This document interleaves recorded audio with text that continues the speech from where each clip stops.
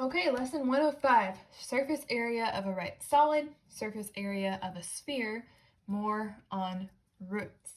Okay, so first part of the lesson is surface area of a right solid. So again, a right solid is a solid where you have a kind of right angle forming from perpendicular lines, okay? So, and it's a 3D figure, okay? So recall that the total surface area of the outside surfaces of a geometric solid is called the surface area of the solid. Okay, so we're going to find the surface area of 3 different shapes here in the first part of the lesson. So if they asked you to find the surface area of this figure, okay, this is a rectangular prism. So we have 6 surfaces that we're dealing with. We have this front one here. Okay, we have another one in the back. We have this side surface, and then another one on this side, and then we have the bottom surface, and then another one on top. So 6 surfaces. So we need the areas of all of our surfaces, and then we add them up to get the total surface area. Okay, so first let's do the bottom. You're going to do 6 times 5. That'll be 30. And that'll be the same on the top, 6 times 5. So we already have 2. Okay, let's do the side. 5 times 3. Okay, that'll be 15. We have another one over here, 5 times 3. And then we have the front. Okay, 6 times 3. Okay, so that'll be 18. We have one in the back, 6 times 3. So we should have 6 surfaces for a rectangular prism. Okay, so we're just going to add these up. So 5 plus 5, that would be 10. 8 plus 8 would be 16, so we've got 26. Okay, so then 2 plus 3 would be 5, plus 3 would be 8, 9, 10, 11, 12. Okay, so we get 126 centimeters squared. Okay, look at example 1. Find the surface area of this triangular prism. Units are centimeters. Okay, so how many surfaces do we have here? We have 1 here in the front, another one in the back, so we're up to 2. We have this one here, 3. This one here, so that's 4. And then we have the bottom one, so that's 5. So we have 5 surfaces. Okay, for the front one, we have a triangle. So we're going to do 4 times 3, which is 12, but then it's a triangle, so it's base times height divided by 2. So 4 times 3 would be 12, divided by 2 would be 6. We have the same thing here, 4 times 3. So we have 6, 6, and our 2 triangles are done. Okay, for this one, we have 6 times 5. 5 times 6. That'll be 30. That's just a rectangle. We're not dividing there. Okay, for the back one, we have got 4 times 6, right? This is 6, so we have 4 times 6. So that'll be 24. And then lastly, we have the bottom, 3 times 6, and that'll be 18. 1, 2, 3, 4, 5 surfaces. We'll add them up. Okay, 6 plus 6, that's 12, plus 8 would be 20, plus 4 would be 24. 2 plus 3 is 5, plus 2 is 7, plus 1 is 8. All right, so we get 84 centimeters squared. Okay, example 2, what is the area of the label on a soup can with dimensions as shown? Okay, so for this one, they're not asking for the surface area of the entire can. They just want the area of the label. Okay, so I have a soup can here. Okay, I've got Happy Harvest mushrooms. I don't know if you guys like mushrooms. I love them, but if you don't, that's okay. You don't have to taste them. We're just using it as an example. Okay, so if they wanted the surface area of the label, that's just the distance around here. Okay, so if you were to take the label off, oh, I just ripped it. I was hoping that this would come off easily, but it doesn't seem to be coming off easily. Oh dear. It's glued on there pretty well.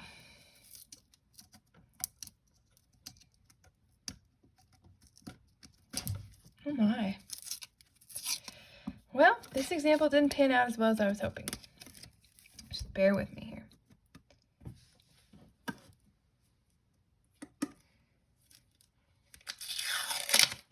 Good grief. Okay, didn't come off nice and clean, but imagine this as a nice rectangle. Here, let's see if I can make it work here. There we go. Okay, so if you can imagine this as the nice rectangle that it would have been had it come off very cleanly, okay, then this is the length times the width, or, well, width times the length, okay? So the long side times the short side, that's what you would do as a rectangle. But when you're looking at a can in your book, all right, you can't rip the label off and figure out the nice long side of it times the short side of it, okay? But you do know, if we go back to our can, we put the label back on, okay, the length of this label is equal to the circumference of the circle, right? The distance around the can, that's equal to the distance around the label. So we can figure that out without having to take the label off and stretch it, okay, because we know how to find the circumference of a circle, okay?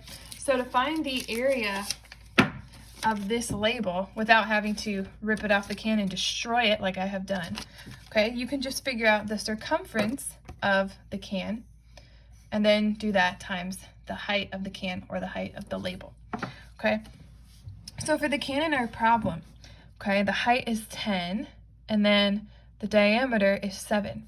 Okay, so hopefully you remember how to find the circumference of a circle, pi times diameter, and then we're going to do that times the height. Okay, so this is how to find the area of the label on a can of soup. Pi times diameter times height. Okay, this is also called the lateral surface area. And you'll be working with this next year a lot. Lateral surface area, it's the perimeter of the base times the height. So the perimeter of this circle is pi times diameter, the circumference, and then we're going to multiply it by the height. Okay, so this will help us, well, this will get us the answer of the area of this label. Okay, so we have pi, and it says use 22.7 for pi, so we're going to do 22 over 7. Okay, times diameter, which is 7, times height, which is 10. These will cancel. So 22 times 10 is equal to 220. So we're going to get 220 centimeters squared. Okay, so that's just for the label. That's not the surface area of the entire can. We didn't find the area of the top and the bottom and add the three together, but they only asked us to find the area of the label. So we've done the problem correctly. Okay, the next part of the lesson is surface area of a sphere. To calculate the surface area of a sphere, we may first calculate the area of the largest cross-section of the sphere. Okay, so if you can imagine a sphere, like an orange or a, well, let's go with like a tomato. Well, a tomato's not really a sphere. Think of an orange, okay? Or an onion, okay. If you were gonna slice up an onion and you were slicing, the biggest, widest circle that you would slice would be the one in the middle, right? Because when you're slicing at the top, you're getting little circles because it's slowly getting larger as you get toward the middle. And then once you slice through the middle, it's going to start getting smaller again. Okay, so the biggest cross section is always through the middle of a sphere. Okay, so think about the Earth, right? The radius, well, not the radius, the circumference, the biggest cross section of the Earth would be at the equator, right, in the middle. Okay, so the circle formed by cutting this orange in half is the cross section of the spherical orange. Okay, this one right here. The surface area of the entire sphere is 4 times the area of this circle. To find the surface area of the sphere, we calculate the area of its largest cross section, which would be pi r squared, and multiply that by 4. So just remember this. Remember this formula. Surface area of a sphere, that's pi 4 pi r squared, okay? Surface area of a sphere, pi r squared times 4. So we can use that to solve example 3. A tennis ball has a diameter of about 6 centimeters. Find the surface area of the tennis ball to the nearest square centimeter. Okay, so we're going to use 4 pi r squared Okay, so 4, and then pi, we're using 3.14. And the diameter is 6, so the radius would be 3. So r squared would be 9, 3 squared. So then all we have to do is the multiplication. So we know that 4 times 9 is 36. So we can do 36 times 3.14.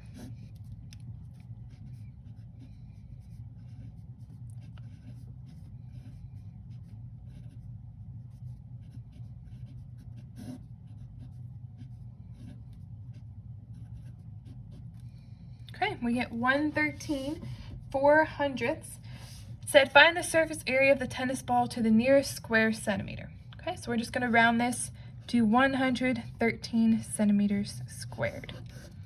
Okay, so if you just remember the formula there, you should be just fine. All right, now there's a third part to this lesson, more on roots. Okay, it says on the bottom of page 656, the perfect square, 25, has two square roots, 5 and -5, right? 5 times 5 is 25. -5 times -5 is also 25.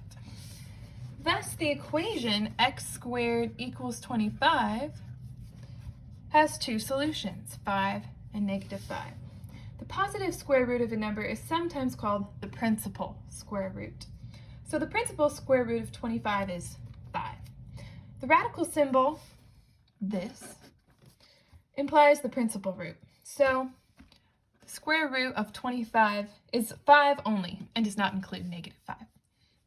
All right, so example 4. What are the two square roots of 5? Okay. Well, the two square roots of 5 would be the square root of 5 and then the negative square root of 5. Okay, just like the square root of 25 is 5 and -5. Whatever the square root of 5 is, there's going to be a positive and a negative. So that would be your answer there. Okay, example 5. Simplify A. The third root of 1,000. Okay, well, what times itself 3 times would get you 1,000? 10, right? 10 times 10 times 10. So your answer is 10. It's not -10 because -10 times -10 would be 100 times -10 would be -1,000. And this is positive, so it's only 10. For B, the third root of -27. Okay, this one would have to be -3 and only -3. And -3 times -3 would be +9 times -3 would be -27. So your answer here is -3. So you have to watch your negatives and positives on these roots. Okay, lots to cover in that lesson. Go ahead and try the practice problems A through G on your own. Work them all, play the video, see if you got the correct answers. Okay, A is 192 meters squared. B is 288 inches squared. C is 125.6 centimeters squared. D is 50 centimeters squared. Okay, E, 4, -4, F, 5, G, -2. Okay, E, F, and G, you should be able to figure out those on your own. Now, if you couldn't get A, B, C, or D, I'm going to go ahead and work those, okay? For A, surface area, okay? Again, we're going to have 6 surfaces because we have a rectangular prism, okay? So we're going to have 4 times 10, so that'll be 40. We know there's another one in the back, so we have 2 of those. And if you need to draw your dotted lines to help you visualize, feel free to do that. Okay, so we've got one in the back, or one in the front, one in the back, so 2 40s. For this one, we have 4 times 4, so that's going to be 16. We have one on this side, too, 4 times 4. And then we have the bottom, 10 times 4, and the top, 10 times 4. So we have 2 more 40s. All right, so 6 plus 6 is 12. 1, 2, 3, 4, 16, 17, 18, 19. 192 meters squared. Okay, for B, again, if you want to draw your dotted lines to help you out, feel free to do that. Okay, we have a triangular prism, so we're going to have 1, 2, 3, 4, 5 surfaces. So 8 times 6 divided by 2, because this is a triangle. So 8 times 6, that's 48. Divided by 2 would be 24. We have another one here, 8 times 6. Okay, for this one here, we have 10 times 10. 10 times 10, so that's 100. For this one here, we have 8 times 10. 10 times 8, so that's 80. Then for the bottom, we have 6 times 10. So that's 60. Okay, add those up. 4 plus 4 is 8. 2, 4, 10, 18. 288 inches squared. Okay, for C, let's see here. Find the area of the label. Okay, so just the label. So again, we're going to do pi times diameter, right? We need to get the circumference, then that times the height. So pi times diameter times 4. Okay, use 3.14 for pi. So 3.14 times our diameter of 10 times our height of 4. Okay, 3.14 times 10, that's 31.4, and that times 4. 4 times 4 is 16. 125 6/10 centimeters squared. Just make sure you remember the formula for that. Circumference times height. Pi times diameter times height. And then lastly, D, find the surface area. Use 3.14 for pi to the nearest centimeter. Okay, so you've just got to remember 4 pi r squared. And we're using 3.14. So we're going to do 4 times 3.14 r squared. Okay, the diameter is 4. So the radius would be 2, and 2 squared would be 4. So actually it's just 4. Okay, so 4 times 4, that's 16. 16 times 3.14.